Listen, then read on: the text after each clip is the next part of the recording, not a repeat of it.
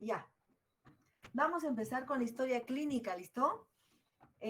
Ustedes ya conocen el tema, ya saben, han hecho cuántas historias clínicas, ya sea en el hospital, en su rotación y ya sea en su rotación de campo.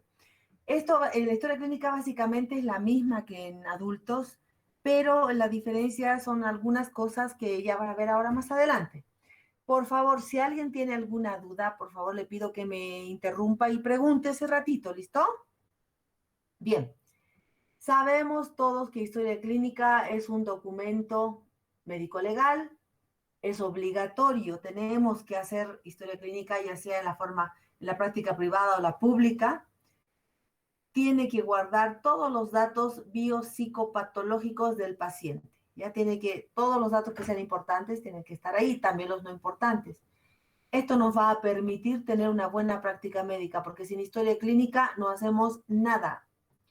Tenemos que poder ofrecer una atención correcta, óptima, adecuada y personalizada desde el momento en que vemos al paciente hasta que finalizamos con él, ¿ya? Ya sea que se va de la consulta, o sea, una alta médica de la consulta, una alta médica del hospital o una defunción. La historia clínica evidentemente va a surgir del contacto que tenemos con el paciente y por ende esta historia tiene que ser privada y confidencial. Si es con un niño, igual, tiene que ser privada y confidencial con el adulto con el cual estamos hablando, o sea, con el tutor en ese momento.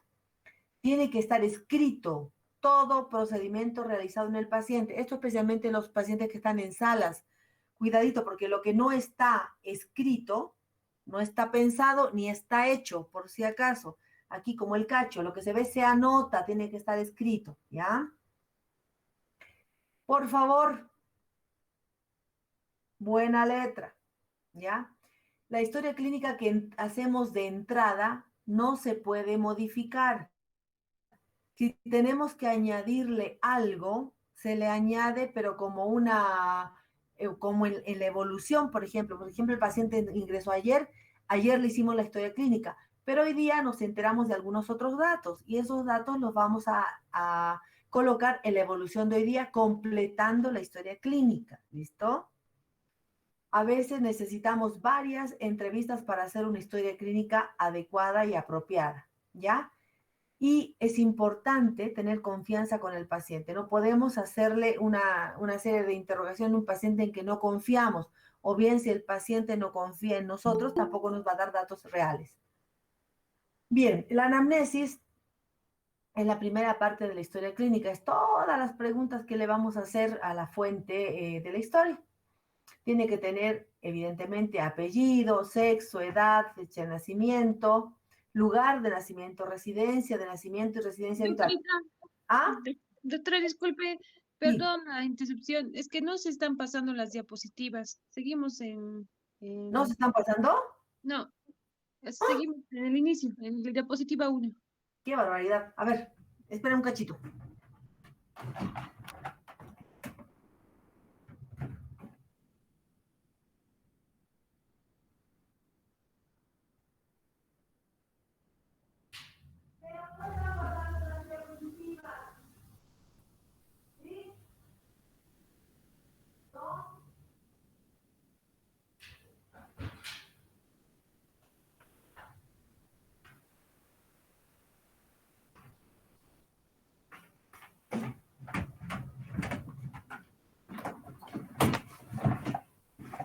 A ver, muchachos, espérense un cachito, no estoy pudiendo.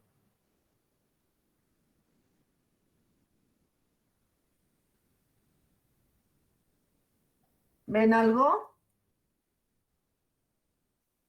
Se ve la primera diapositiva para la imagen de PowerPoint. Ah, ya, esperen un cacho. No sé qué estoy haciendo.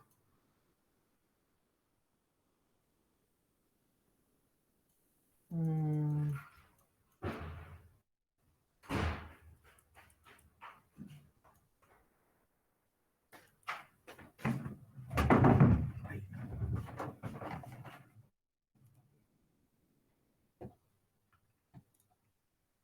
Ahora al principio. Ay, no funciona el teclado, pues. ¿Cómo no vino el teclado? Lo desactivé.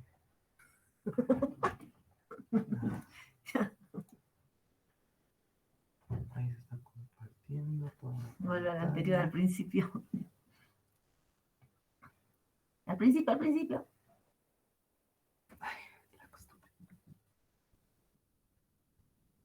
¿Vamos con este teclado? La primera, ¿no? Sí.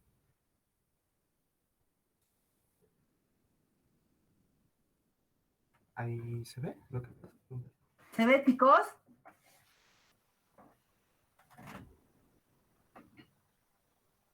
¿Se ve? Sí, sí se ve. ¿Dice historia clínica? Sí. Sí, doctora, ahora sí se ve. Ya. Ya. Ya. Entonces, todo esto es lo que les dije. ¿Ya?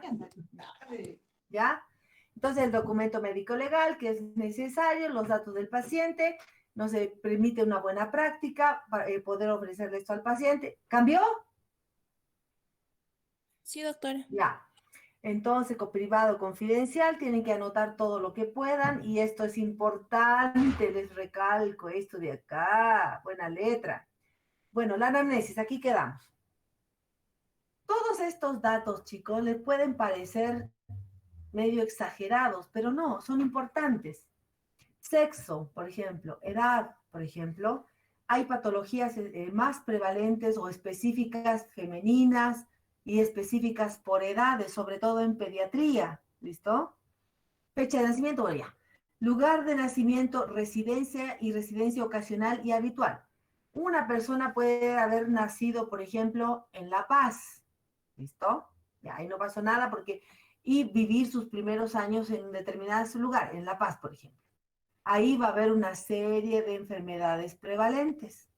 Luego se vino a Cochabamba y aquí vive desde los 10 años, por ejemplo. Ya tiene 12, por ejemplo. Desde los 10 años está aquí. Esta sería su residencia habitual. Nació en La Paz, vivió un tiempo allá y ahora vive aquí en Cochabamba, donde hay otro tipo de prevalencia de enfermedades, ¿no ven?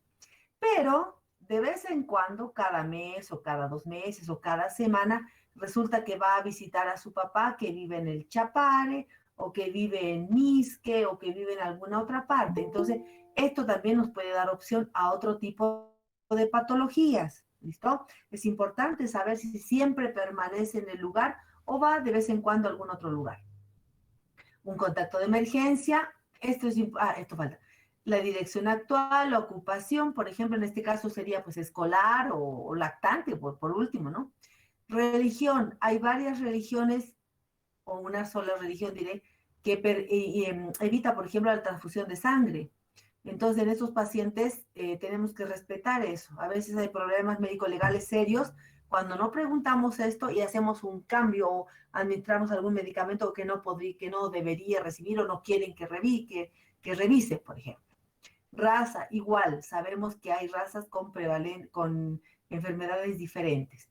Nombre de la mamá, del papá como antecedente y esto es importante, por favor.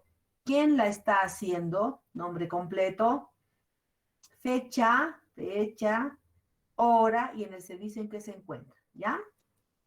Ahora, la fuente de la historia y confianza que merece la misma. En pediatría, la fuente suele ser diferente a la persona de la cual se está hablando. Es decir, el adulto, la fuente es el mismo paciente, ¿no ve? En cambio, en pediatría, el mismo paciente generalmente no es nunca la fuente porque son guaguitas, no hablan. ¿Qué nos van a contar? Entonces es una persona distinta al enfermo. Un accidente de gato, ya. Confianza que merece la misma. Mientras más cercana sea la relación del paciente con esta persona, es más confiable. O sea, ¿cómo les puedo explicar?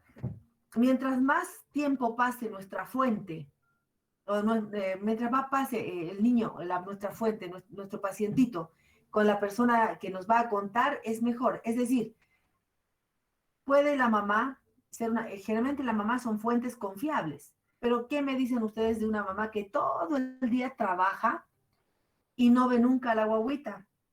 ¿Ya? Y la guagüita vive todo el día con la empleada, por ejemplo. Entonces, entonces no es una fuente válida. Mientras más tiempo permanece la fuente, es mejor la confianza que se tiene con la misma.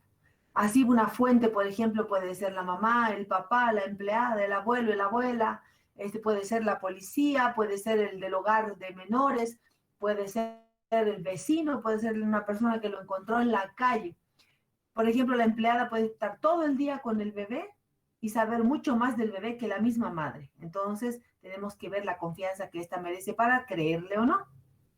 Motivo de consulta, el motivo por el cual viene. Ustedes lo van a poner entre comillas. Eso quiere decir que el motivo de consulta es en las palabras que le está diciendo la fuente. Por ejemplo, tiene diarrea, comillas, ¿no ve? O se cayó de la cama, entre comillas. O lo trae porque se ve pálido, o porque está muy gordito, o porque está flaco, entre comillas, tal cual les dice. Aquí se valen los diagnósticos. Por ejemplo, la mamá dice, está con una infección intestinal, ya, le ponen eso. O tiene diarrea, le ponen eso, o sea, serían diagnósticos, pero la mamá les está diciendo, o la fuente les está diciendo. Así que lo ponen. Y enfermedad actual. ¿Qué es la enfermedad actual? Ya saben, el relato cronológico ordenado de toda la patología, de toda la enfermedad actual que tiene el paciente, de todos los signos y síntomas, y es importante que analicemos cada uno de ellos. ¿Cómo? Por ejemplo, tenemos un síntoma. Uno de los síntomas más frecuentes es el dolor. Entonces, de este síntoma, dolor, tenemos que averiguar localización, calidad, cuantificación, las circunstancias, o sea, cuando aparece, cuando desaparece, cuando se calma, etcétera. ¿Qué factores lo alivian o lo agravan? Por ejemplo, cuando come, aumenta, cuando camina, se hace más intenso, cuando se pone de panza, etcétera, etcétera. Propagación, o sea, hacia dónde, hay jueves, hacia dónde, y ahora qué he hecho. Ay.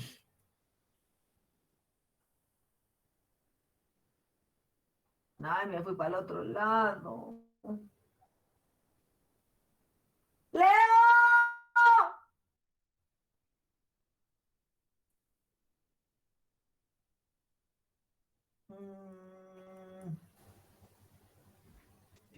¿Cómo se hace para volver al principio? ¿Dónde? Atrás. ¿A dónde atrás? Con la flechita, este es hacia atrás. Haz clic en la pantalla. Atrás. Más. Ay. Desde adelante. Ahí. Puse suspender la cosa. ¿Qué cosa? La proyección. Chicos, ¿me escuchan? Suspendí la proyección. Sí, doctora. Ah, ya. Perdone que me perdí. Ya. ¿Se escucha? ¿Oyen o no oyen? Sí, doctora, se Ya. escucha. Ya. Entonces quedamos en la propagación, o sea, hacia dónde se irradia el dolor. ¿A qué se asocia? Si se asocia a la comida, se asocia a medicamentos, de qué otro tipo de síntomas tiene. Disculpe, doctora, no está Ah, presentando. Leo.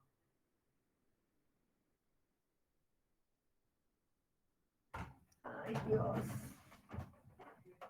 No se ve la presentación. ¿No se ve? No.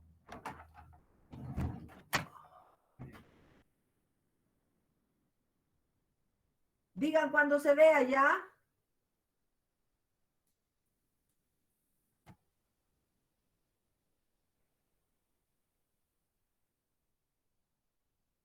¿Se ve? Ahora sí se ve, doctora. Ya.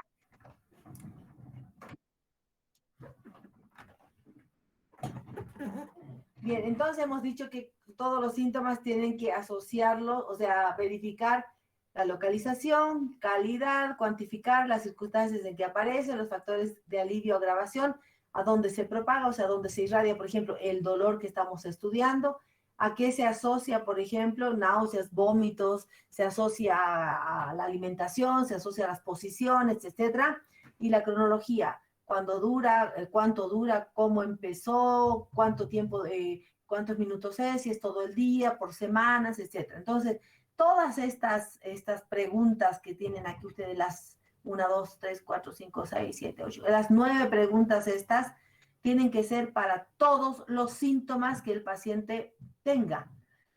Ahora, esto va para el dolor. El dolor es el síntoma más complejo que hay. Pero, por ejemplo, aquí en síntoma podemos poner vómitos.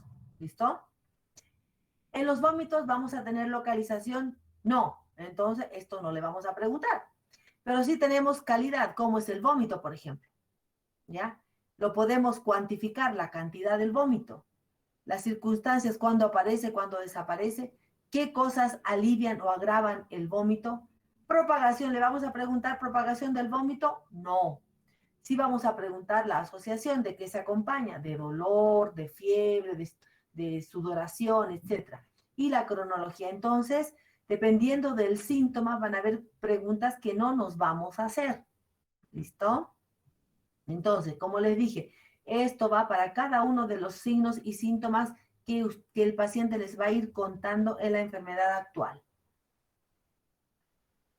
Ahora, en la enfermedad actual, antes de pasar a otra cosa, también tienen que anotar los medicamentos que está recibiendo. Por ejemplo, la mamá le dice, sí, se enfermó con diarrea y le pasó esto, esto y esto, y también tiene esto, lo otro. Listo.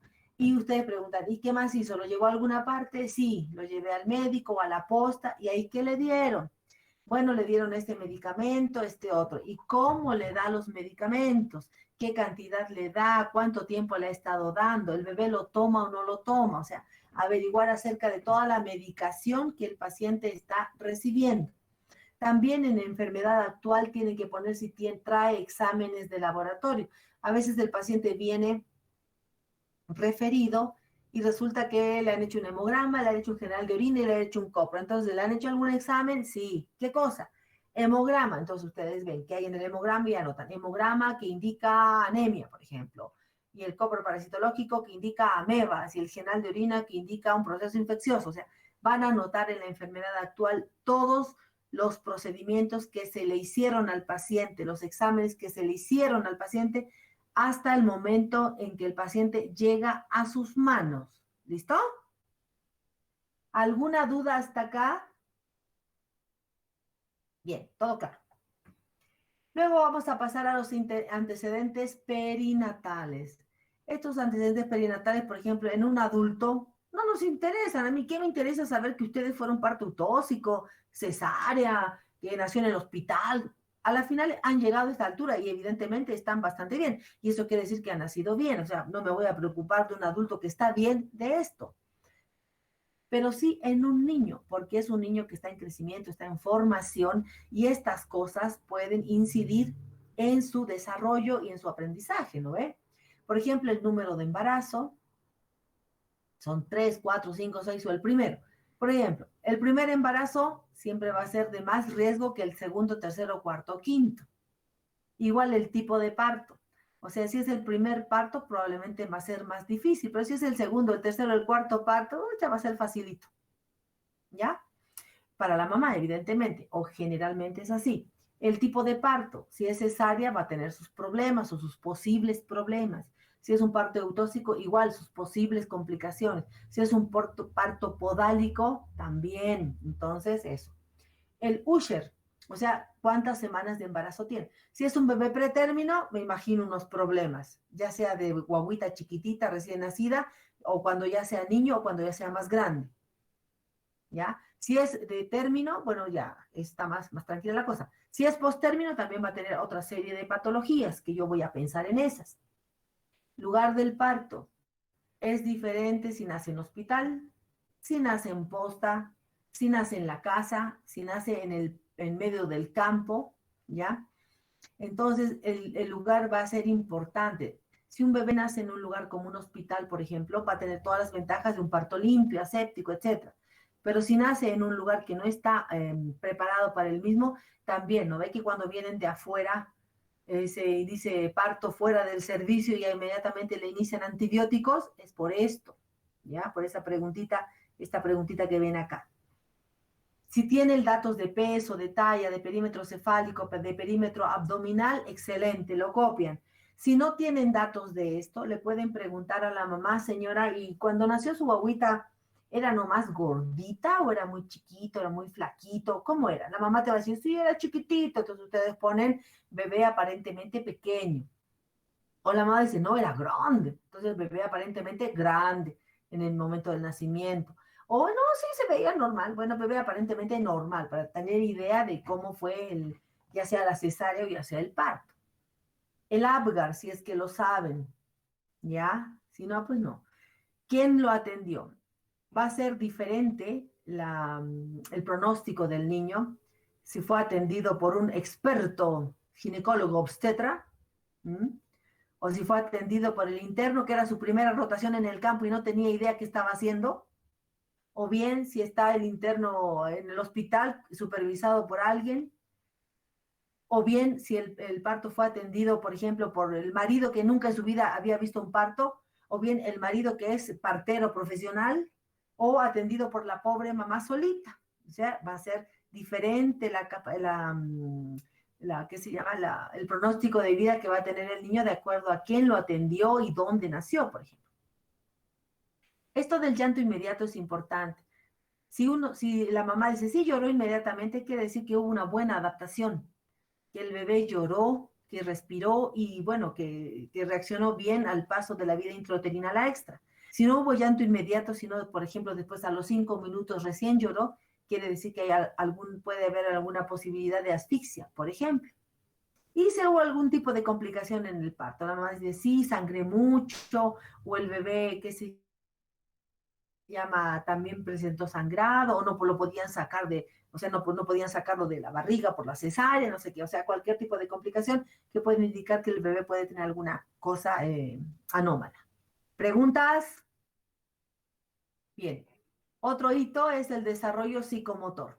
Aquí esto no es Doctora, necesario. Ah, habla. doctora, esto de los antecedentes perinatales, ¿hasta los cuántos Ujú. años es recomendable hacer? Porque no creo que ya sea necesario para un paciente de 12 años. No, es importante en el paciente de 12 años, sobre todo si ustedes ven algún dato, o sea, en pediatría tienen que hacerlo sí o sí. ¿Listo? Y Para todos pediatría los pacientes. para todos los pacientes, Angelito, hasta los 14 años, 11 meses y 29 días. El rato que se vayan al Vietnam, manden al diablo los antecedentes y el paciente no tiene nada. Pero en pediatría me lo tienen que hacer sí o sí. ¿Sí? Sí, está bien, doctora. Ahora, si la mamá, por ejemplo, dice, señora, ¿cuántos hijos tiene? Sexto. ¿Fue el sexto parto? No, fue el noveno parto porque tres abortos tuve, entonces sería noveno parto. ¿Y cuánto pesó? Ay, no me acuerdo, mamá no recuerda. ¿Y lloró? Sí lloró. ¿Y dónde nació? A ver, ¿dónde nació? O sea, los datos que puedan obtener en una mamá con su hijo de 12, 13 años, tal vez ni se acuerde, pero ustedes van a preguntar y van a poner que la mamá no se acuerda. ¿Listo?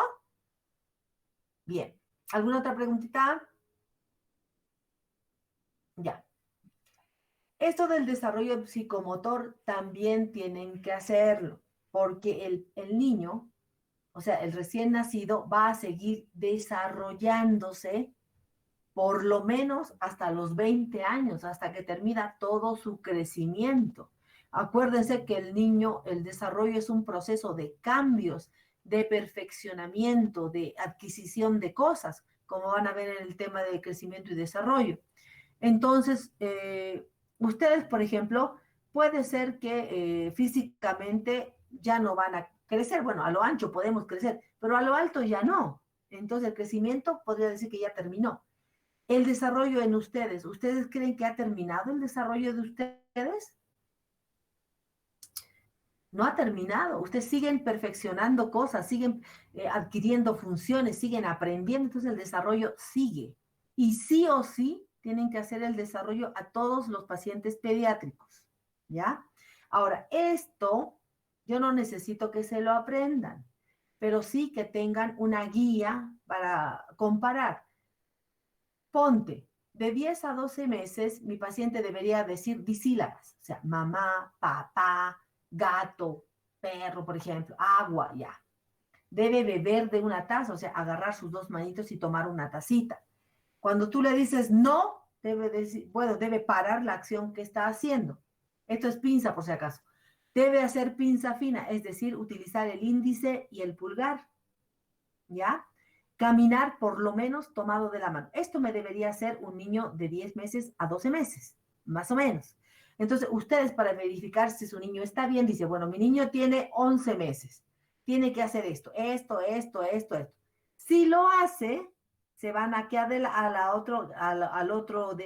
siguiente. O sea, si hace todo esto, se van a este otro para ver si está adelantadito, ¿ya? Pero si no hace esto, se van al de atrás para ver si está atrasadito. Por ejemplo, mi guaguita de 7 a 9 meses debería hacer esto. Pero resulta que hace solamente esto y esto. Y no hace lo demás. Entonces, se van acá para ver qué hace de esto. Entonces, si hace la mayoría de esto, quiere decir que el niño está en este desarrollo. ¿Listo? O sea, está un poco atrasado. Igual, si el niñito, por ejemplo, tiene 7, 9 meses y hace todo esto, y para más remate hace esto, quiere decir que está adelantado. ¿Ya? Entonces, esto les sirve a ustedes si van a comparar con un cuadro que ustedes tengan. No necesito que se lo aprendan de memoria, pero sí tienen que tener un cuadrito. Al crecimiento y desarrollo les va a dar su compañera lo más importante del desarrollo, por ejemplo, a grandes rasgos, no esto tan fino. Hay otros que son más extensos todavía, pero esto es en grandes rasgos, ¿ya? ¿Alguna pregunta acerca de desarrollo? Doctora, ¿y eso tendríamos que anotar en la historia clínica? ¿Cómo se anotaría? ¿Se ubican que hay una michi hoja para llenar de historia clínica, las historias clínicas? ¿Han hecho Sí, historias clínicas o todavía? Esa hoja chistosita que está para marcar, ¿se ubican? ¿Se ubican o no? como el de las vacunas, ¿verdad? Claro, ¿no ve que es solamente para marcar? Ah, sí, sí, ahí arriba, sí. Eso. Sabiendo qué edad tiene su niño, por ejemplo, sabiendo qué edad tiene su niño, ustedes van a llenar eso. No me van a poner, por ejemplo, que el niño camina tomado de la mano, o sea, le van a poner sí cuando el niño tiene 3 meses. Alguna vez sus compañeros me han hecho eso. El bebé tiene 2 meses de edad, pucha, ya controla esfínteres, ya camina solo, ya se sienta, ya dice mamá. ¿Por qué? Porque todos lo marcan sí, sí, sí, sí, sí. No es así, tienen que fijarse en lo que están anotando, ¿ya? O sea, yo les estoy dando lo que debería ser una historia clínica. Esa historia clínica chistosa que está en consulta o que hacen en salas, es una historia de la macana, no sirve para nada. Tratamos de eliminar, pero tenemos que, esa hoja sigue ahí porque hay millones de hojas que hay que acabarlas primeros, porque si no hacen juicio de responsabilidad porque no se usan, ¿ya? Entonces, como ustedes conocen todo esto, traten de hacerlo lo mejor y completo posible. Hay líneas abajito que les indican qué otra cosa que no esté ahí, ustedes pueden anotar. En la parte de abajo hay líneas continuas que dice comentarios, que dice no sé qué cositas, donde ustedes pueden anotar lo que no está anotado en los cuadraditos para llenar. ¿Entendido? Sí, doctora, gracias. Ya. Entonces, en el otro contacto que tengamos, vamos a revisar una de esas hojas, ¿ya? Para que completemos con eso. Pero eso ustedes tienen que saber. Esta es una historia que debería llenarse así como la estoy diciendo a ustedes. No esa chistosa que no sirve para nada, ¿ya? Bien. Los antecedentes patológicos. Ahí hay, ¿qué se llama? Los antecedentes que tenemos que averiguar en un pacientito son las enfermedades que ha tenido, las clínicas, o sea, diarreas, resfríos, otitis, cualquier enfermedad clínica que haya tenido, si ha tenido cirugías, si hay algún accidente y si hay alguna enfermedad psiquiátrica. Esto, si tiene alguna de estas cosas, anotar en qué edad fueron, qué conducta tomaron y dónde se internó, por ejemplo, ¿ya? Si hubo complicaciones, también es importante. Los accidentes, es importante que se cayó de cabeza, que se ahogó, etcétera, etcétera, a tal edad, en tal lugar, ya. Si ha tenido hospitalizaciones, por ejemplo, en las cirugías, en los traumas, etcétera, si ha tenido hospitalizaciones, tienen que anotar sí o sí el tiempo, cuánto tiempo ha permanecido. Y, por ejemplo, por decirles un ejemplo, un bebé recién nacidito que se haya quedado hospitalizado en neonatología, por ejemplo, 2 meses, va a tener problemas de respiración, va a tener problemas pulmonares y va a tener un diagnóstico probable de displasia broncopulmonar, por ejemplo, por el oxígeno y por el tiempo que ha estado internado, ¿ya? Además, mientras más tiempo de hospitalización, mayor probabilidad de que tenga infecciones sobreagregadas, o sea, una infección intrahospitalaria. Entonces, tenemos que constar eso. ¿Qué tratamiento recibió? Y si tiene actualmente alguna patología permanente. Por ejemplo, se rompió la cabeza y quedó con TEC y se internó 2 meses y está aún con tratamiento. ¿Por qué? Porque tiene ahora epilepsia o convulsiones. ¿Listo? Bien. Los antecedentes alimentarios también son importantes en los niños, más aún que en los adultos. Ustedes como adultos comen cuando tienen hambre y comen lo que se les da la gana, más o menos, ¿ya? Pero los niños son dependientes, comen lo que uno les da y tenemos que saber qué comen, aunque estén bien con un buen estado nutricional, porque puede ser que ahora estén bonitos, gorditos, rosaditos, pero la mamá le está dando mal de comer. Entonces el niño de aquí a 2 meses va a estar pues con desnutrición o problemas de anemia, por ejemplo, o con sobrepeso. Entonces tenemos que saber qué come para corregir lo que esté mal. Y esto es pues como una prevención más o menos. Ahora, de 0 a 6 meses, ustedes saben que lo ideal es el seno materno. Pero no es nomás pues poner seno materno, sino que en la segunda hoja, o sea, a la vueltita de la hoja esa de historia clínica, dice alimentación. Entonces dice, seno materno, sí, no. Biberón, sí, no. Leche fórmula, sí, no. O sea, macanas así. ¡Ay, ay, ay! Accidente de gato, perdón. Vaya gatito. Entonces le ponen seno materno y aquí dice, ¿cuántas veces al día? Saben que un bebé tiene que comer más, tiene que tomar pecho más de 10 veces al día. Si la mamá les dice 4, 5 o 6, ya hay una cosa de cuidado. La guagua no va a ganar peso, ¿ya? ¿Qué tiempo lacta? 5 minutos, media hora, 20 minutos. Más o menos una lactada o una mamada está entre 15 minutos a media hora. Si le da 2 minutos, no sirve. Toma otra leche, ese es un problema, no debería, pero si toma otra leche, ¿qué leche? ¿Y por qué? Porque sabe que en el hospital me dijeron que me ayudara con otra leche. Esa palabra de me ayudara me revienta. ¿Por qué? Porque en vez de ayudarse se está perjudicando, tanto la mamá como la guagua, pero ni modo, pues el concepto que se tiene. Entonces, ¿qué leche le da? ¿Por qué le está dando? ¿Cuántas veces al día? A veces la mamá dice, no, no toma pecho materno. No, no toma. Entonces, ¿le da otra leche? Sí, Bebelac, ya. Bebelac, ahí está. ¿Por qué? Ah, tengo VIH.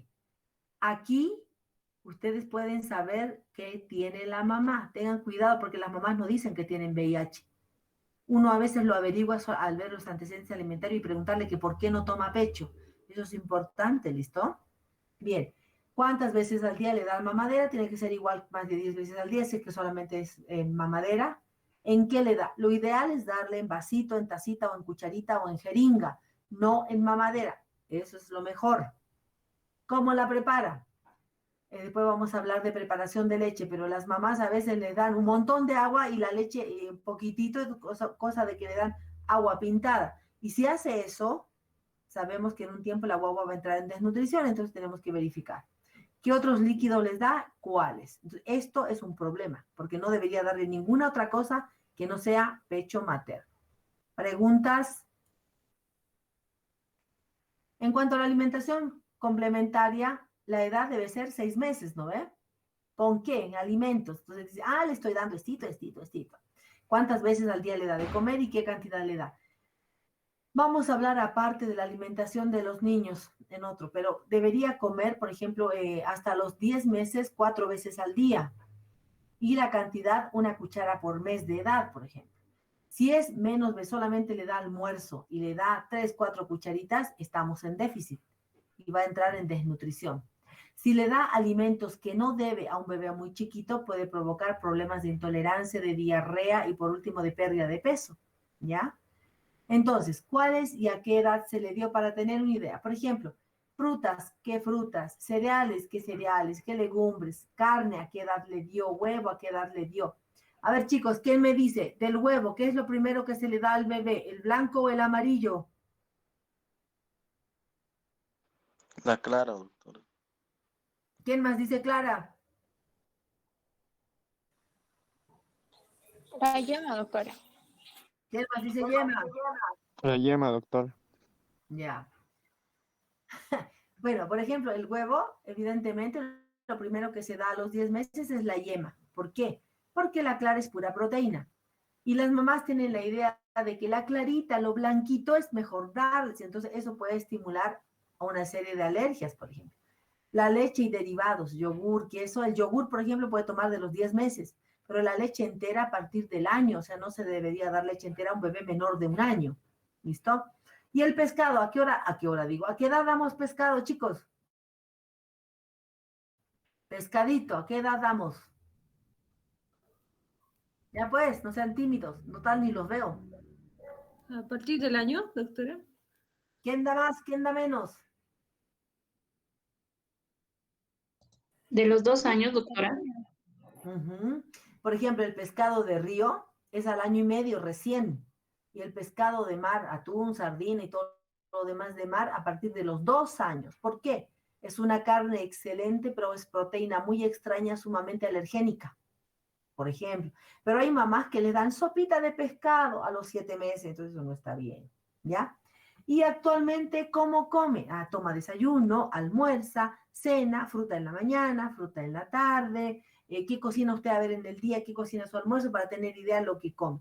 Entonces, al tener todos estos datos, ya sea de 0 a 6 meses y de 6 meses hasta el año la alimentación complementaria y más grande también, ¿ya? Podemos tener cómo está el niño en ese momento. Ahora, si el niño es grande, ya es pues 10, 11, 12 años, esto no se va a acordar. Simplemente se va a acordar, bueno, le daba pecho y le daba biberón y comenzó a comer más o menos a los 8 meses. ¿Y qué tal comía? Comía bien. Y actualmente, ¿qué come? Ah, le gusta el pilfrut, el aruba, el tampico, toma leche 3 veces al día, como 300 cc. ¿Qué más? Le gusta el refresco de soya, Entonces ustedes ahí van a darse cuenta cómo está comiendo el niño en ese momento. Y si les entra curiosidad, pueden preguntar qué tipo de alimentación le dio cuando era más chico. Porque si ahora come mal, probablemente de chico también comía mal, ¿o no? ¿Ya? ¿Preguntas? Luego vienen las vacunas. Esta es pregunta de examen. Siempre les pregunto en todos los exámenes cómo es el PAI. El PAI básicamente consta de estas vacunas. La BCG es una dosis cuando nace. La pentavalente son 1, 2, 3, 4, 5 dosis en el lapso de hasta los 5 años de edad. La primera a los 2 meses, 4 meses, 6 meses, al 1 año y medio y esto a los 4 años. La antipolio que va junto con la pentavalente igual, primera dosis 2 meses, segunda dosis 4 meses, tercera dosis 6, cuarta dosis al 1 año y medio y quinta dosis a los 4 años. La antineumocócica es a los 2, 4 y 6. Si el niño pasa el año, pierde esta vacuna. ¿Ya? La antirrotavirus son 2 dosis a los 2 y a los 4 meses, pero se le puede poner siempre y cuando vaya a completar las 2 dosis separadas por 2 meses antes del año de edad. ¿Ya?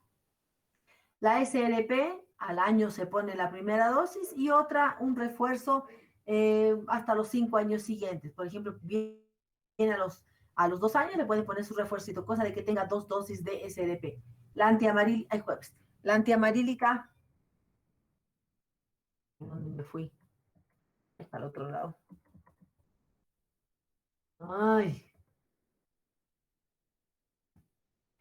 Ay, chicos, cada vez me pierdo en esta cuestión. ¿Dónde íbamos?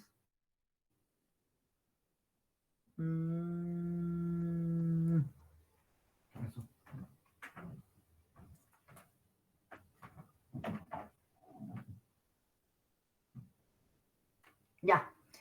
La antiamarílica es una sola dosis. La influenza es anual también, La influenza estacional, si el niñito tiene de 6 meses a 1 año, son 2 dosis separadas por un mes. Pero a partir del año de edad es una dosis por año, ¿ya? El papiloma se la pone en ginecología y otra vacuna más. Bueno, esa es la única que faltaría acá, el papiloma virus que se pone a partir de los 10 años. Pero este que ven acá es nuestro PAI que usamos en niños que vienen a nuestro hospital. ¿Listo? ¿Preguntas acerca de vacunas? ¿Alguna aclaración? ¿Ninguna? ¿Todo bien? Doctora, en la pregunta, o como nos dice que esta es una pregunta de examen, ¿nos pide el PAI completo solamente esta que nos está mostrando las que se usan en pediatría? Estas, las que se usan en pediatría. Por ejemplo, BCG me tiene que poner recién nacidos, una dosis. Pentavalente a los 2, a los 4, a los 6 meses, al año y medio y a los 4 años. 5 dosis. Polio junto con la penta, 2, 4, 6, año y medio, 4 años. La neumocócica, 2, 4 y 6. Rotavirus, 2 y 4. SRP al año y esta, bueno, cuando se pueda en menores de 5 años. Antiamarílica, una dosis al año y la influenza es una dosis cada año. Chicos, las vacunas son acumulativas, no se pierden. Por ejemplo, si la guaguita tiene la primera dosis a los 2 meses, la segunda dosis a los 4 meses, y se perdió para la tercera dosis y recién aparece al año y medio no le van a poner esta porque se saltarían esta. Entonces, al año y medio le tocaría esta. Entonces, al año y medio tercera dosis. ¿Y cuándo le van a poner la cuarta dosis? Al año de esta dosis. Entonces, le ponen esta al año y medio y esta le van a poner a los 2 años y medio. Y esta cuando cumpla 4 años. O bien, si se ha atrasado mucho, pueden ponerla cuando quieran, pero completando, o sea, todas las 5 dosis y cada 2 años, o digo, cada 2 meses, 2 meses, 2 meses, o bien estas incluso pueden ser separados incluso de un mes, ¿ya? Estas 2 vacunas, la pentavalente y la antipolio, pueden ser puestas en menores, la pentavalente, vean bien, pentavalente, antipolio, SRP y antiamarílica, si el niño no la tienen, ustedes pueden acomodar y poner hasta los 5 años de edad. Pasada los 5 años, se pierde la posibilidad de que se le ponga cualquiera de estas vacunas. Por ejemplo, hay un niño que no tiene ni una dosis de SRP y viene hoy día que mañana va a ser su cumpleaños de 5 años. Hoy día le puedo poner sí, pero mañana que cumplió 5 años le puedo poner no. ¿Entendida esa parte? Sí, doctora, gracias. Todo esto se va a completar en los primeros 5 años, pero la penta y la polio, hasta los 5 años, no se olviden, junto con la SRP y la antiamarílica. Pero esta de acá, si no se puso, igual la antirrotavirus, si no se puso hasta el año, aunque le falten 2, aunque le falte 1, aunque le falte lo que le falte, ya no se puede completar porque ya pasó el año. Y el niño se quedaría con vacunas incompletas. ¿Listo? Bien. ¿Alguna preguntita? Ya. También, Doctora, ¿y por qué no se puede dar ya las vacunas? hay algunas vacunas que no se pueden poner. Por ejemplo, la pentavalente tiene un componente de la coqueluche, que eso podría provocar problemas neurológicos en un paciente mayor de 5 años. Cuando tiene más de 5 años ya hay que ponerle una acelular para no provocar daño. Puede ponérsele, pero la acelular. Y esa celular nosotros no tenemos. O sea, estas vacunas y esa edad es un consenso nacional. Es un programa de vacunación del país. Y no nos podemos salir de esto. Ahora, la BCG, por ejemplo, se pone durante el primer año. De ahí ya no se pone más. ¿Ya? Porque ya no se pone. La SRP, sarampión, rubiola y paperas, se puede poner a cualquier edad, incluso a la edad de ustedes, pero por programa nacional solamente es menores de 5, ¿ya? La antiamarílica igual, a cualquier edad, pero nosotros ponemos por programa en menores de 5. ¿Me entiende? Este es un programa nacional, el PAI, el Programa Ampliado de Inmunización. Tampoco pues que va a venir por esta neumocócica, por ejemplo, también se le puede poner a cualquier edad, pero no va a venir la mamá cuando le dé la regalada gana y el niño tenga 20 años a ponerse la antineumocócica. O sea, también hay patrones y hay programas que se tienen que cumplir y nuestros niños tienen que estar vacunados toditos. Lo ideal sería hasta los 5 años. ¿Para qué? Para tener adultos o niños sanos después en el futuro. ¿De qué me sirve de vacunar la antineumocócica si ya le dio meningitis, si ya tengo un retardado mental? De nada, ¿no ve? Entonces, por eso es un programa que se debe cumplir del país. ¿Ya? Por ejemplo, hay harta gente que viene buscando la antiamarílica, la vacuna de la fiebre amarilla. Le ponemos la misma de los niños, si sobra, para no perderla. Lo ideal sería que esta gente se vacunara antes de los 5 años. Si ustedes tienen una vacuna en su carnet de vacunas antiamarílica, ese dato les sirve para que ahora le den su carnet internacional diciendo que sí tienen antiamarílica al año de edad y no hay ningún problema. Pero si no tienen su carnet de vacunas, si lo perdieron, pues van a tener que volver a hacerse vacunar para que les den su carnet de vacunación de esta para poder viajar al extranjero. ¿Sí? Así que dígale a su mamá que busque su carnet de vacuna y lo guardan. ¿Ya? ¿Preguntas? Pregunten, que ahora pueden aprovechar. Entonces, doctora, si digamos has iniciado pentavalente a los 4, un día antes de su cumpleaños, le has iniciado esquema, los refuerzos ya no le pones después, ¿no? Ya no Solo esa alcanza. vacuna. Por lo menos le pones unita, algo le hará, ¿no?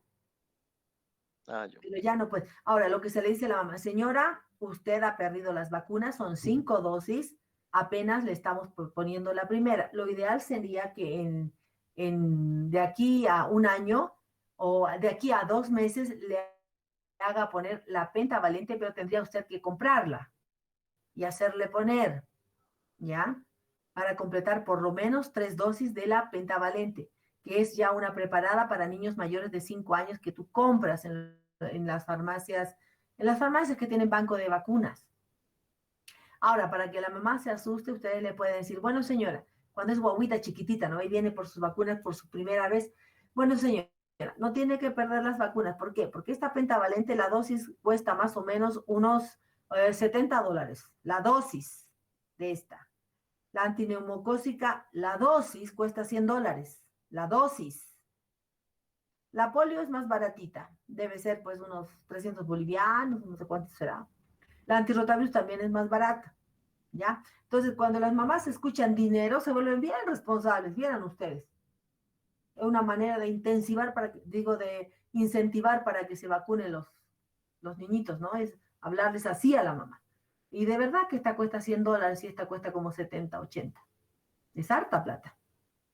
Entonces ahí se emocionan y la aceptan, porque creen que estas vacunas, como todo lo que está gratis, es una bacana, pero no es así. ¿Listo?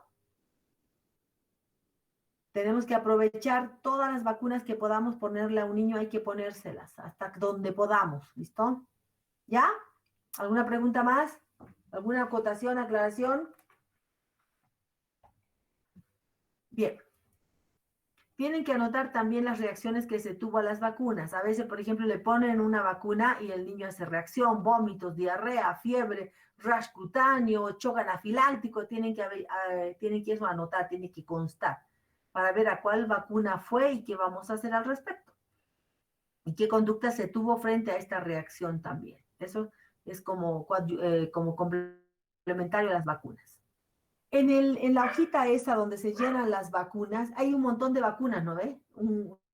Todo un cuadradito donde dice, ¿qué dice? DPT 1, 2, 3, Penta 1, 2, 3, hemófilos 1, 2, 3, ¿se ubican? En la hojita esa de la historia clínica. Pues ustedes, ese segmento me lo van a hacer una X. ¡Ay, juegos! Me lo van a hacer una X.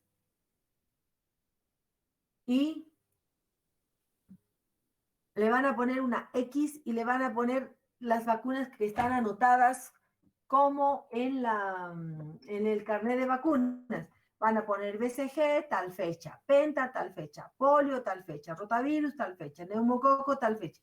con su puño y letra. No me van a llenar nada de ese cuadrado, porque DPT no tenemos. No tenemos sarampión, no tenemos rubiola, no tenemos paperas, tenemos SRP. Entonces, eso mejor me lo hacen una cruz grandota y abajito anotan todas las vacunas que tiene su niño de acuerdo al carnet de vacuna, porque hay que pedirle siempre a la mamá. Bueno, luego pasamos de los antecedentes personales a los familiares. La mamá y el papá, que son las partes importantes, y tenemos que averiguar todo esto. Edad, escolaridad, ocupación, ingreso, grupo y factor, si es posible, de la madre, si tiene enfermedades, si hizo control, si tiene patologías antes, durante el embarazo, si tuvo o no deseo de embarazo, el estado de salud de la mamá actual y patologías congénitas si tuvo. Todo esto es importante porque va a ser diferente cómo va a tratar, cómo va a cuidar y cómo va a mantener a nuestro niño de acuerdo a la edad. ¿Qué creen ustedes que va a ser una mamá de 18 o 15 años? ¿Va a trabajar bien como mamá? Macana, no va a hacer nada, porque a esta edad, ¿qué guagua va a querer? La que la van a criar van a ser tal vez los abuelos, a no ser que sea una niña muy responsable. Igual, a mayor escolaridad, mayor educación, mayor conocimiento y probablemente mayor probabilidades de mejor vida tenga nuestro niño. Igual, si son hijitos de diputado, van a tener un montón de plata. Si son hijitos de médicos, no van a tener tanta plata.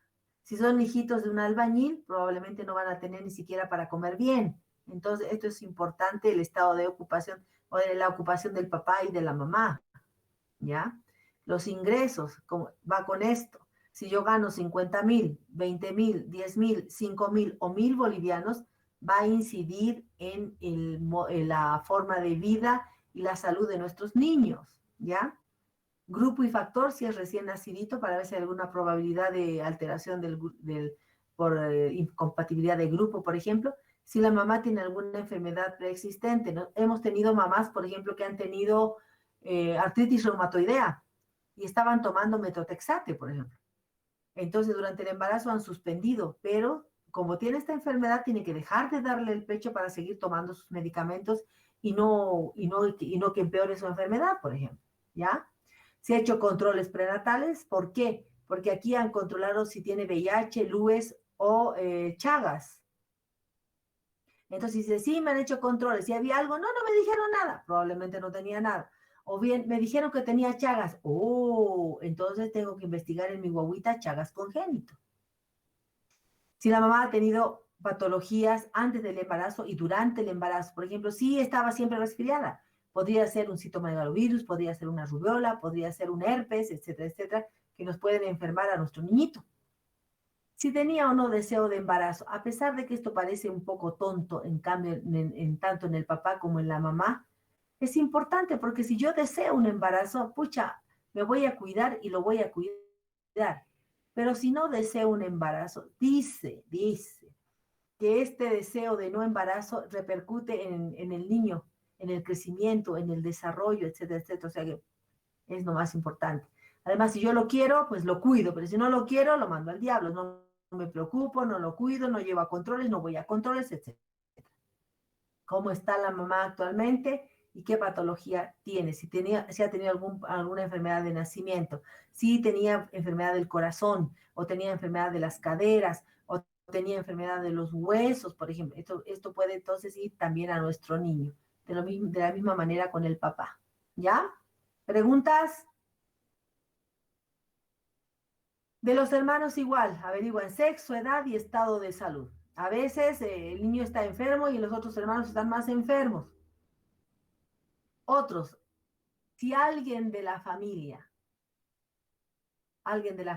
abuelos, tíos, hermanos, abuelos, tíos, sobrinos, tatarabuelos, etc., toda la familia que el papá o la mamá recuerden, tiene alguna patología que podría causar morbilidad o mortalidad de nuestro niño. ¿Y por qué se murieron? Se murió porque tenía un aneurisma, o se murió porque tenía una patología renal, si tenía mal de los riñones, etc. Entonces, pueden incidir estas patologías en nuestro pacientito. Incluso tendrían que preguntar acerca de personas que viven en la casa, que no sean familiares. ¿Por qué? A veces buscamos, por ejemplo, tuberculosis. Resulta que no, nadie de la familia, ni el papá, ni la mamá, ni los hermanos, ni los abuelitos, nada. Pero resulta que la amiga de la mamá vive ahí también y no la toman en cuenta, y ella es la tuberculosa, por ejemplo.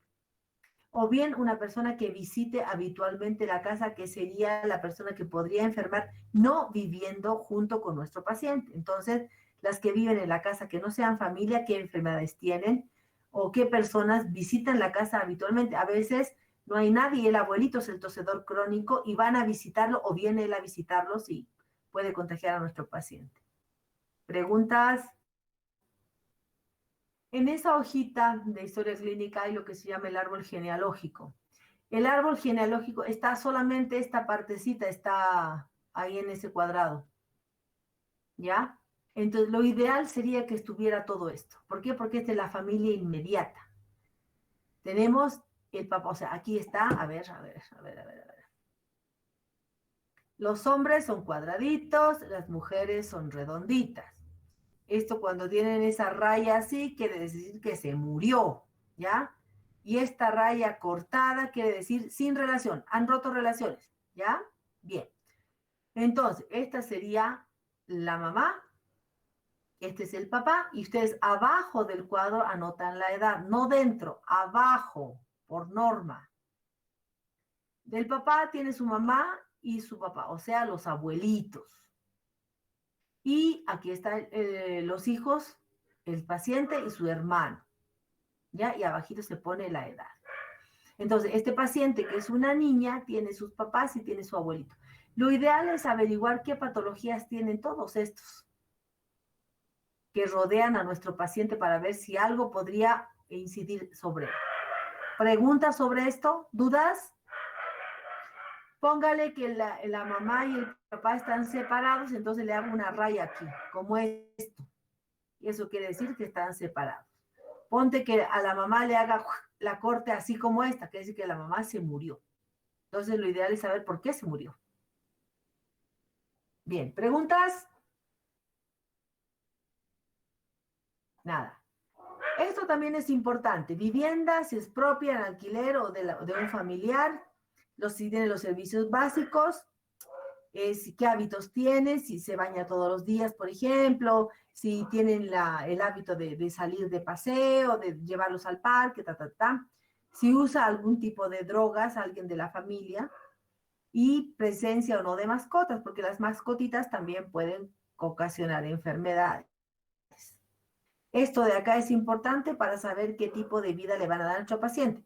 Probablemente, si el agua, en los servicios básicos, por ejemplo, si el agua la compra, difícil va a ser que me lo bañe todos los días, ¿no ve? A veces somos un poquito malos e intolerantes. La mamá apenas puede pagar sus 8 pesos, sus 6 pesos, no sé qué, del camión de agua, de la cisterna de agua, y se agarra un turrilcito, ¿ya? Y nosotros que por qué no lo baña todos los días, que por qué no le lava la ropa, que apenas si tiene para cocinar. Entonces, eso también tenemos que saber, ¿ya? Si tiene baño, no tiene baño. Y si no tiene baño, ¿dónde van a hacer sus deposiciones? ¿Dónde van a hacer pis, etcétera, etcétera? ¿Preguntas? Bueno, no sé si se durmieron o están entendiendo todo. Estamos escuchando, doctor. Ah, ya, está bien. Ya, ahora por último, revisión por sistemas. Se dice que en pediatría revisión por sistemas no se hace, pero sí he encontrado que sí se hace, ¿ya? Y esto lo hacemos por sistemas, como dice. Entonces, estos serían los generales. Y preguntamos, si algún rato, o sea, esto le vamos a preguntar a la fuente. Esto debería contestarnos el paciente, pero evidentemente nuestro paciente no nos contesta nada. Entonces le preguntamos a la fuente.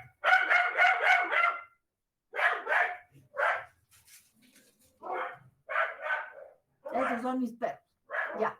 Preguntamos fiebre, todo lo que está aquí anotado. ¿Ya?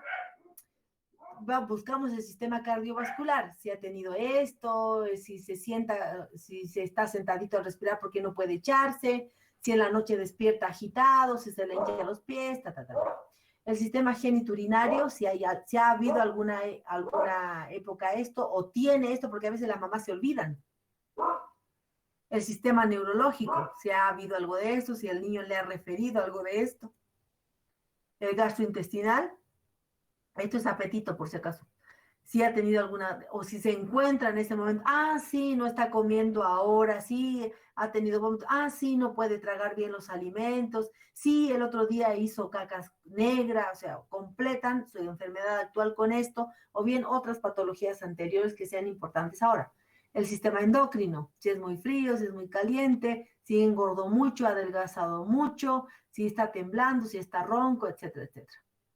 Esto también es importante, no olvidemos de la pubertad precoz, ¿ya? Y el sistema respiratorio, si hay esto ahora o si ha habido en alguna oportunidad o si es algo que el paciente siempre tiene. A veces, por ejemplo, hay niños que siempre están con tos y como siempre están con tos, la mamá ya se acostumbró y no lo considera enfermedad, ¿ya? O bien si todo el rato está como cansadito, entonces ya no lo considera enfermedad, porque como siempre lo ve así, para ella ya ha pasado a ser normal. Entonces, esta sería la revisión por sistemas. Como dice su nombre, por sistemas. ¿Ya? Ahí está, en general. Bueno, esta sería la anamnesis, todo lo que le vamos a preguntar. O sea, la historia clínica es larga, es todos los datos que tenemos que tener del paciente. Y es importante saber, porque quien hace una buena historia probablemente ya va a tener el diagnóstico antes de entrar al examen físico. ¿Listo? Bueno, la primera parte del examen físico es el examen general. O sea, lo que tú ves al paciente cuando éste entra. El paciente está caminando o está en los brazos de la mamá, tú ni siquiera lo has tocado, ni siquiera le has sacado la chompita, ni siquiera nada, lo estás viendo al entrar al paciente, al que está sentadito al lado de la mamá o en los brazos. Ahí ustedes tienen, claro, evidentemente si el niño no está pues, envuelto ahí como niño envuelto, no, así desenvueltito ustedes ya lo pueden ver, no necesitan preguntar nada. Esto es como impresión nuestra, ¿ya? El aspecto, ¿qué aparenta? ¿Aparenta enfermedad aguda o crónica o no tiene cara de enfermo? Pueden poner no aparenta enfermedad o aparenta enfermedad aguda o crónica. Tipo o hábito. ¿Lo ven así larguilucho, flaquito? ¿O lo ven rechonchito, bajito? ¿O lo ven en buen estado general? Facies. ¿Qué carita tiene? Relajada, dolorosa, ansiosa, pálida, ictérica, rubicunda, sudorosa, etc. La facies que tiene. Actitud y postura. Si está sentadito derechito, si está caminando bien, si está sentadito, si está sostenido de la mano, o bien si está en silla de ruedas, etc. Esa es la actitud y la postura. La deambulación y marcha. Bueno, si el niño ya camina, ¿no? Si está caminando solo, si camina tambaleante, por ejemplo, si es coordinado o camina en forma incoordinada, cojea, por ejemplo. El estado de conciencia, ¿cómo lo ven? Alerta, medio dormido, lo ven irritable o inconsciente, como ocurre con los tequeados, por ejemplo.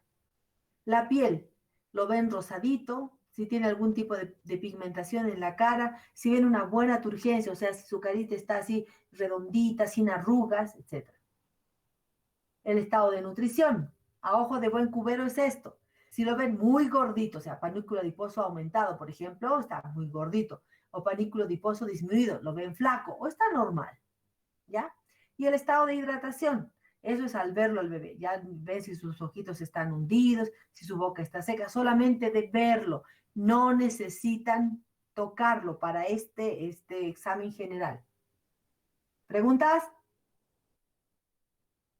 Luego del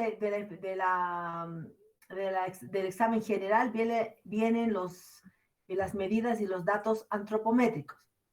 Tiene que constar en pediatría, peso, lo más importante creo que en pediatría, talla para ver entre estos dos el estado nutricional, frecuencia respiratoria, cardíaca, perímetro cefálico es esto, perímetro cefálico, frecuencia cardíaca, todo esto, la frecuencia respiratoria, la frecuencia cardíaca, estos dos chicos, frecuencia respiratoria y cardíaca, es variable de acuerdo a la edad, ¿ya?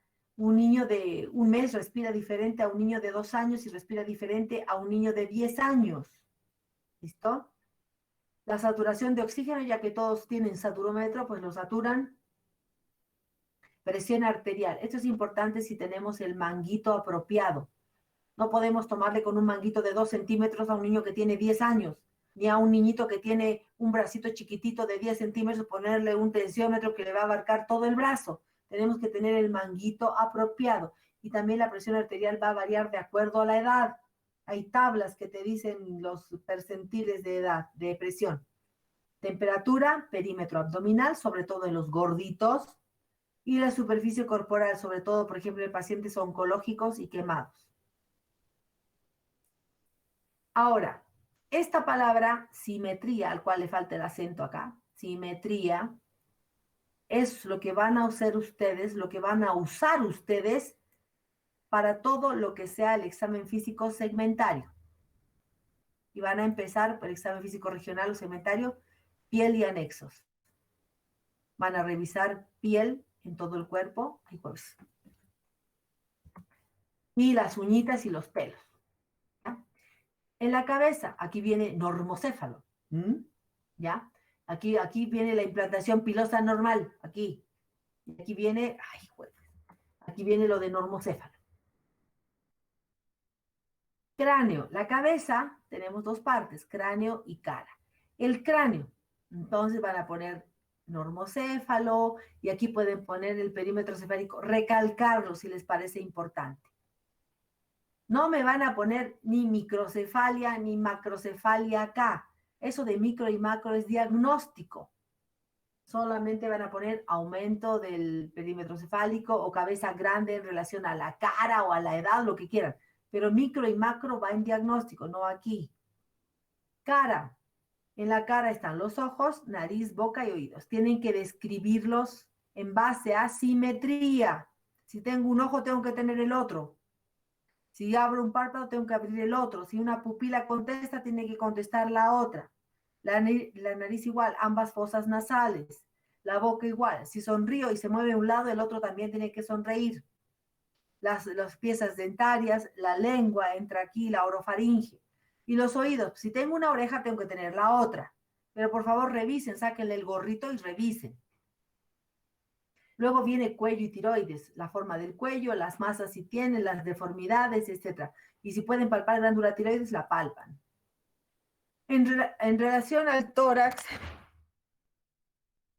ustedes aquí van a ver el tórax como caja y van a ver si está simétrica, asimétrica, si tiene manchas, lunares, granos, nódulos. Ay, perdón. Si tiene asimetría, si un lado es más levantado, el otro es más hundido, o sea, todo lo que corresponde a caja, ¿listo? A la pared torácica. El tórax, adentro del tórax están pulmones y corazón. En pulmones me van a usar los métodos semiológicos, inspección, palpación, percusión y auscultación. A la inspección, ¿qué van a ver? Van a ver la expansibilidad, van a ver la simetría, la respiración, o si hay algún lugar que no se mueve. A la palpación van a ver las vibraciones vocales, van a ver los puntos dolorosos, van a ver la distensibilidad pulmonar, o sea, la elasticidad pulmonar. A la percusión, si hay matidez, si hay sonoridad. Y a la auscultación van a auscultar los ruidos sobreagregados.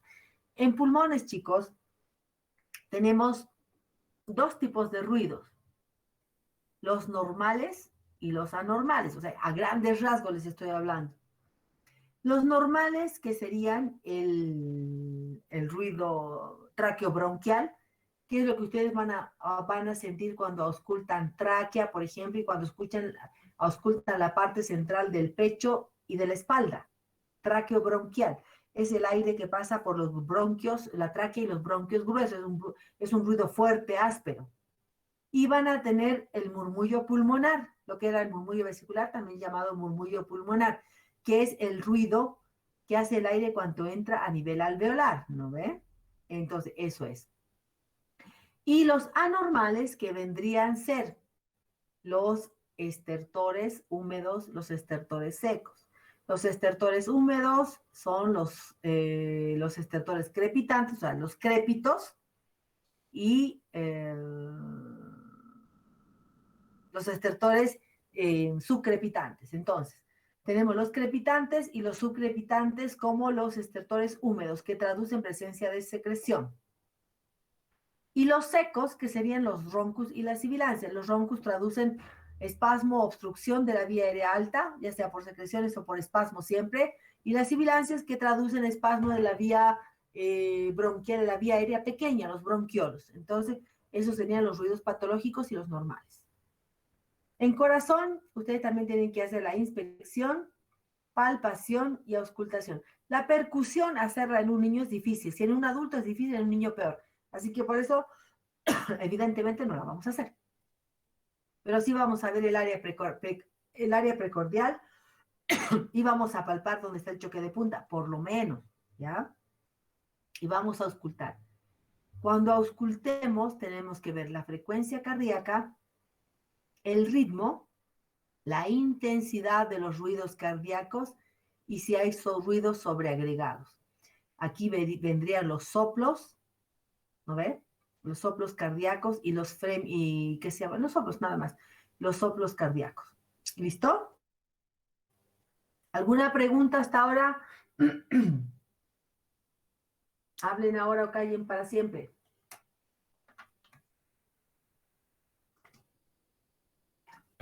Bien. En abdomen igual, inspección, pero aquí se invierte. Si ustedes palpan antes de escuchar, van a estimular los ruidos hidroaéreos y van a aumentar. Entonces, primero vemos, luego auscultamos y después tocamos y percutimos, ¿ya? Ese es el orden que van a seguir. Revisamos la espalda, hacemos puño percusión, deformidades, columna, etc. Extremidades, vamos a hacer las superiores y las inferiores, las simetrías, los movimientos, masas, color. Los genitales, femenino, masculino y la zona rectal también tienen que verificar cómo está. Y por último, el sistema nervioso. En el sistema nervioso esto es importante hacerlo en pacientes neurológicos sobre todo, o que tengan algún daño a nivel neurológico. Vamos a ver estado de conciencia mediante el Glasgow, los pares craneales, signos meningios, cómo está el sistema locomotor, si es simétrico, camina, etc. Si tiene algún tipo de movimiento anormal, cómo están los reflejos básicos y alguna otra cosa neurológica que puedan encontrar. Por último, en la historia clínica van a ser sus diagnósticos. Los diagnósticos en pediatría son 3. Esto no lo anoté, debía haberlo anotado. Son 3. El primer diagnóstico son todas las patologías que el paciente tiene. Por ejemplo, tiene EDA con deshidratación, IRE sin neumonía, tiene piojos, tiene piodermitis, tiene parasitosis. Todos esos son los diagnósticos patológicos. El segundo tipo de diagnósticos son el diagnóstico nutricional. Eutrófico, desnutrido, talla baja, desnutrido agudo, desnutrido crónico, obesidad. Que eso les voy a enseñar a sacar en base al cuadrito del Piolín, de los que se llama de las tablitas con medidas que nos ha dado la OMS. Y el último son los diagnósticos de vacuna. Entonces, esos 3 tipos de diagnósticos tenemos. Todas las patologías, luego la nutrición y por último las vacunas. ¿Ya? Y en la historia clínica de Salas, ustedes tienen que hacer esto, fundamentos diagnósticos. ¿Por qué estoy poniendo, por ejemplo, piojos? Uno, a la anamnesis, la mamá indica que tiene escozor en la noche y que encuentra bichitos en la cabeza. Y en el examen físico, la presencia de huevitos y de parásitos en la cabeza. O bien, por ejemplo, justificar, ponte una diarrea con deshidratación.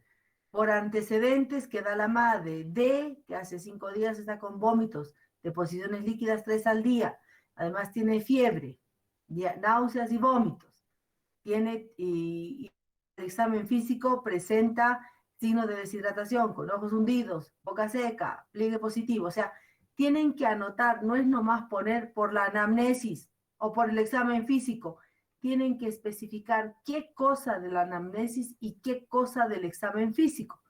Eso demuestra si saben o no saben de lo que están hablando. Porque si yo le pongo, tiene diarrea, justificado por la anamnesis, ¿qué cosa de la anamnesis? O sea que para ti que tenga diarrea es igual que decir que, por ejemplo, anamnesis podría ser que tiene tos. ¿Eso qué tiene que ver con la diarrea? Nada. Pero si me dice que tiene vómitos, es parte de la diarrea. Y que tiene también deposiciones líquidas, es parte de la diarrea. ¿Sí? No sé si me entienden esta parte. ¿Comprendido qué es diagnóstico y fundamento diagnóstico? Chicos, ¿están por ahí? Sí, doctor, entendido. Ay, sí, doctora. De sueño está la pobre. Yo también. Bien, eso es todo.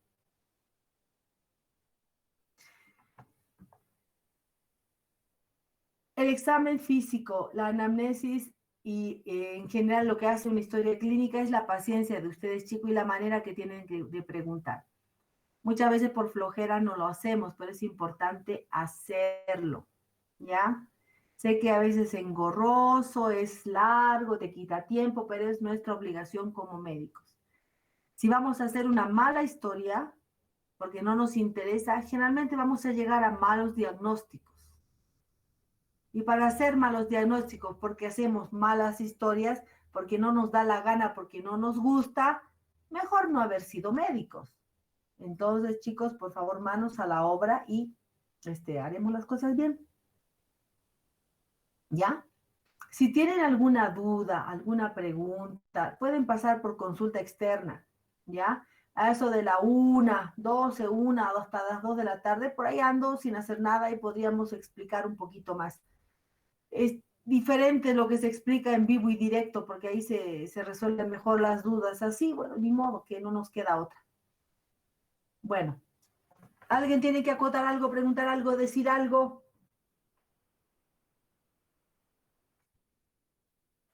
¿Todo bien? Doctora, ¿Mm? no sé si nos podría facilitar un modelo de historia clínica para que lo tengamos nosotros en físico. Chicos, el librito este del piolín, del pollito, ¿lo ubican? Para hacer valoración nutricional. Sí, doctor. En la parte de atrás hay una historia clínica de pediatría. Está más o menos esto. Está bien ordenadito. Está todo lo que se supone tienen que preguntar. Está un poco de desarrollo, está la alimentación, etcétera, etcétera. Ahí tienen una guía de historia clínica para saber qué preguntar o no. El problema es que, a ver, mañana es miércoles. Ay, no, mañana hay reunión de no sé qué vaina el jueves. A ver, mañana les voy a avisar si podemos reunirnos un cachito como esta hora para que vean la historia clínica, esa historia clínica y cómo se llena, ya la que hacen en salas. Pero es bueno que sepan cómo se hace una historia completa. Esa historia es mala, mala. ¿Listo?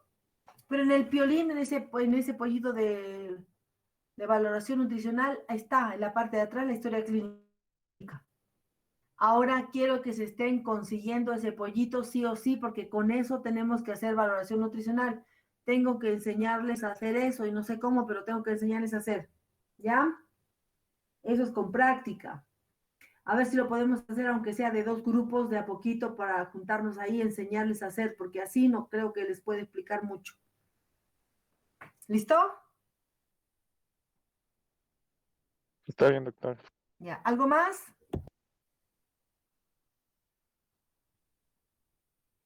Doctora, disculpe, eso de los horarios de estar en el hospital, ¿de qué hora a qué hora son exactamente? ¿Qué cosa? Del horario hospitalario, normal. ¿De ustedes? Sí, doctor. Entran a las 7 y se van a las 5. ¿Por qué? Pregunta nomás, doctora. Y entonces, ¿nos podrían dar una media hora para ir a comer o algo? A mediodía, Claro, algo pues, así. pero evidente, pues, hijo mío, va a ir al baño, va a ir a comer. Ya, simplemente tienes que decir, bueno, no te vas a ir a almorzar cuando le estés dando ambú a un paciente, ¿o no? O anda Claro. a comer y lo vas a dejar tirado en el pasillo, tampoco. Entonces, busquen un horario, pues, entre las 12 y las 2 de la tarde. Y no se vayan todos pues de paseo de la manito por la calle a almorzar, vaya uno por uno, de dos en dos, no sé. ¿Ya? Por si Está bien, acaso, doctora, gracias. traten de no comer dentro del hospital. Coman afuera, aunque sea debajo de un arbolito, ahí en un banquito, no en el hospital. Ahí es donde uno se contagia más de COVID, por comer, ¿ya? Porque uno al comer, pues charla y contagia, y gotita de saliva por todos lados, y ahí contagiamos. Pero díganle pues a su residente, doctora, ya he terminado este pendiente, me falta esto, pero voy a ir a comer alguito, por favor, voy a tardar unos 15 a 20 minutos. Tampoco si me van a ir a almorzar pues, media hora, digo una hora con sobremesa y todo, porfis, ¿ya? Está bien, doctora, gracias. Pero avísenle a su residente, no se vayan a lo calladito. Ya, doctor. ¿Alguien más? ¿Alguna cosita? Bueno, chicos, eso ha sido todo. Nos vemos mañana. Les voy a comunicar mediante Laura si vamos a vernos o vamos a hacer grupitos para repasar esto de la valoración nutricional. ¿Ya? Está bien, doctor. Listo. Está bien, doctora. Chao, chicos. Buenas noches. Buenas noches, doctora. Buenas noches, doctora. Buenas noches.